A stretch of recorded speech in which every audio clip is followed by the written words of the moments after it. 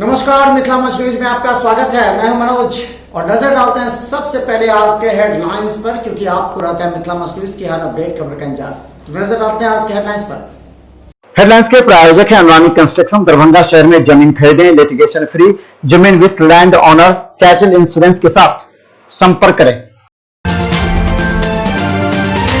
बिहार के मुख्यमंत्री 26 तारीख को बांध पर सड़क निर्माण कार्य का ऑनलाइन शिलान्यास करेंगे। दरभंगा डीएम ने ऑनलाइन शिलान्यास कार्यक्रम की तैयारी का जायजा लिया।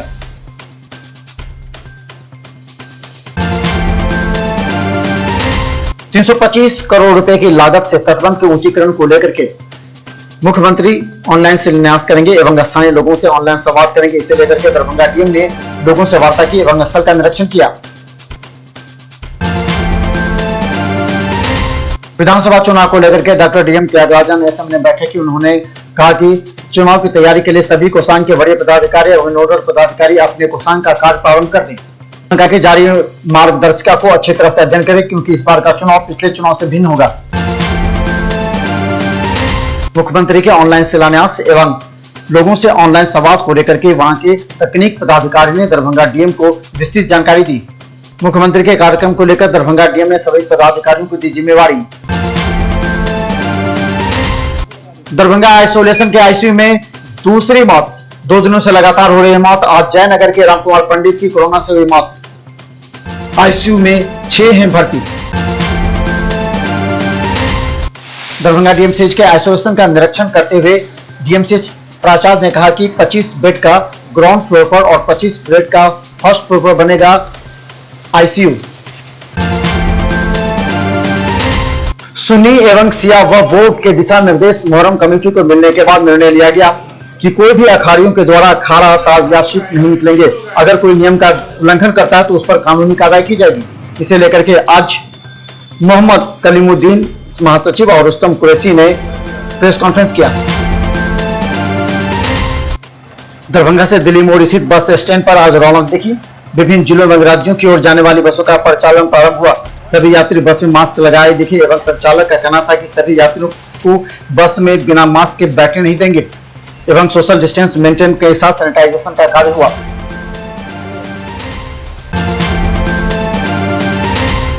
लोजपा सेक्युलर पार्टी के द्वारा प्रेस वार्ता आयोजित किया गया, जिसमें राष्ट्रीय अध्यक्ष सत्यानंद शर्मा की अध्यक्षता में किया गया। उन्होंने मुख्य रूप से कहा कि बिहार में थर्ड फ्रंट के साथ चुनाव मैदान में उतरेंगे। बता दें कि यह पार्टी जून 2018 में लोजपा से अलग होकर लोजपा सेक्युलर पार्टी बनाया था। अपने पूर्व निर्धारित कार्यक्रम के तहत सीपीआईएम बहादुरपुर प्रखंड कमेटी के द्वारा सुबोध चौधरी के नेतृत्व में धरना एवं प्रदर्शन करते हुए प्रखंड को बाढ़ पीड़ित क्षेत्र घोषित करने एवं बाढ़ पीड़ितों को राहत देने की मांग की गई। दरभंगा शहर के विभिन्न जगहों पर कचरा का अंबार, जिससे लोग हैं परेशान, लेकिन नगर निगम के पार्षद गुटबंदी में जुटे हैं। मेयर के साथ अन्य पार्षद भी गुटबंदी में जुटे, लेकिन दरभंगा की जनता कह रही है कि हर जगह कचरा का अंबार है, जिससे लोग परेशान हैं। अदलपट्टी चौक पर पिछले कई घंटों से गाय मरी पड़ी है, लेकिन नगर निगम के वाहन चाहते भी हैं लेकिन अनदेखा कर देते हैं। लोगों ने कई बार दरभंगा नगर निगम से शिकायत की है, लेकिन काफी मशक्कत के बाद वार्ड पार्षद की पहल पर इसे उठाया गया। लहरियासराय थाना पुलिस की बर्बरता सामने आई। 2 महीने तक दर-दर की ठोकरें खाने के बाद भी मोटरसाइकिल चोरी हुए व्यक्ति को न्याय नहीं मिला। उल्टे उसे डांटा गया, जबकि चोरी करने वाले व्यक्ति से संपर्क साधा गया। दरभंगा शहर में व्याप्त अनियमितता, अराजकता, जल जमाव, कचरा एवं अनियंत्रित जाम सहित कई मुद्दों को लेकर के मिथिला स्टूडेंट यूनियन के कार्यकर्ताओं ने 1 दिवसीय धरना एवं प्रदर्शन किया।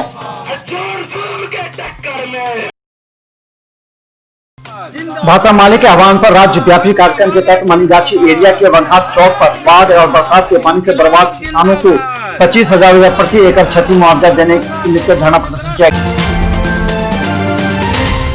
हनुमान नगर के ढिलाही में मुख्यमंत्री के द्वारा ऑनलाइन शिलान्यास के बाद वहां 9वीं क्लास के लिए विद्यालय में भवन निर्माण कार्य को लेकर के वहां के मुखिया ने लोगों के साथ दी मुख्यमंत्री को बधाई। राज्य सरकार के निर्देश के बाद हड़ताल पर गए बिहार राज्य स्वास्थ्य संविदा कर्मी संघ अपने हड़ताल से वापस आकर कार्य करना प्रारंभ कर दिया। गौरतलब है कि बिहार सरकार के निर्देश के बाद डॉक्टरों ने भी हड़ताल पर जाने का निश्चय टाल दिया। 25 अगस्त से डॉक्टर भी बिहार के हड़ताल पर जाने वाले थे, लेकिन बिहार में कोरोना को देखते हुए राज्य सरकार ने यह निर्देश जारी किया। सीपीआईएम ने दरभंगा जिले के बाढ़ क्षेत्र घोषित कर नए सूची के आधार पर सभी बाढ़ पीड़ितों को राहत देने सहित 16 सूत्री मांगों को लेकर समाहरणालय पर जन आक्रोश प्रदर्शन किया। इसका नेतृत्व ललन चौधरी, अविनाश ठाकुर एवं श्याम भारती ने किया। 25 से 30 अगस्त तक सभी शक्ति केंद्र पर बैठक आहूत करने को लेकर के आज विधानसभा प्रभारी की बैठक जिला उपाध्यक्ष अजय पासवान के आवास हुई, जिसमें जिलाध्यक्ष जीवत सहनी मौजूद थे।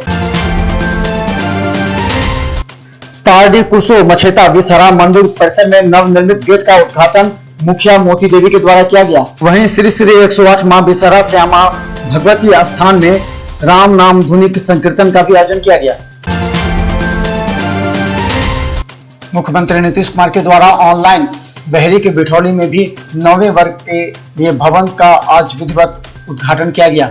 इस मौके पर मौजूद यहाँ पर जनप्रतिनिधियों ने राज्य उच्च विद्यालय बिठौली को पूरी तरह सजा दिया था, जिसमें सैकड़ों की संख्या में छात्र आए और छात्रों के भी मनोबल को बढ़ाने का प्रयास किया गया। एसडीओ सदर राकेश गुप्ता, डीएसपी यातायात बिरजू पासवान, राजेश कुमार प्रखंड विकास पदाधिकारी और थाना प्रभारी दिलीप पाठक के नेतृत्व में जनप्रतिनिधियों के साथ शांति समिति की बैठक आयोजित पर्व को शांति एवं सद्भावना भाईचारे के साथ बनाने की बात की।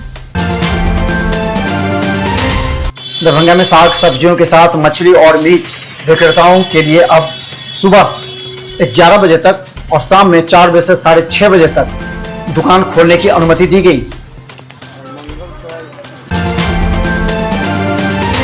सोमवार को कैसी कमेटी की बैठक में यह निर्णय लिया गया कि सभी बसें अब अंतर जिला चलेंगी, लेकिन सुबह में देर से मालूम होने के बाद लहरियासराय से पटना की ओर जाने वाले कोई भी बस का परिचालन नहीं हो पाया।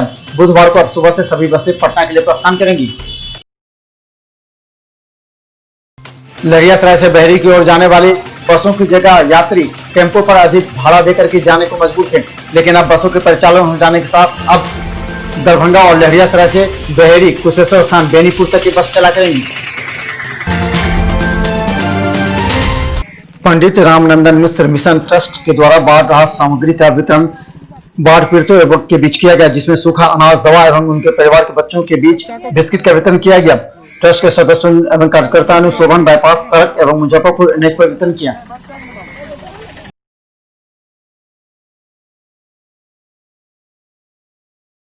विशेष प्रशासन की लापरवाही की वजह से डीएमसीएच के सर्जरी विभाग में जर्जर भवन में अभी भी सैकड़ों लोग और मरीज परिजन रहते हैं। एक दिन पूर्व 2 महिला छत पर से गिरी थी, जिनका गंभीर अवस्था में चल रहा है इलाज। अब जाने से पहले आपको बता दें कि मिथिलांचल न्यूज का हर अपडेट खबर यूट्यूब पर रहता है। हम चाहते हैं कि मिथिलांचल की जनता को हर अपडेट खबर सबसे पहले दिखाई जाए, इसलिए आप हमारे यूट्यूब चैनल को सब्सक्राइब करना ना भूलें। बस यूट्यूब चैनल पर मिथिला न्यूज सर्च करें, सब्सक्राइब करें और बेल आइकन दबाएं ताकि सबसे पहले आप तक हमारी अपडेट खबर पहुंचे। मिथिला न्यूज टीम पूरी तन्मयता के साथ आप तक अपडेट करने का प्रयास करती है, क्योंकि आज के इस समय में अगर खबर के मामले अगर कोई अपडेट नहीं है तो लोग उसे पीछा छोड़ देते हैं। इसलिए आप भी रहे अपडेट सिर्फ मिथिला न्यूज पर, मिथिलांचल का एकमात्र टीवी चैनल जो आपको हमेशा अपडेट रखता है। धन्यवाद।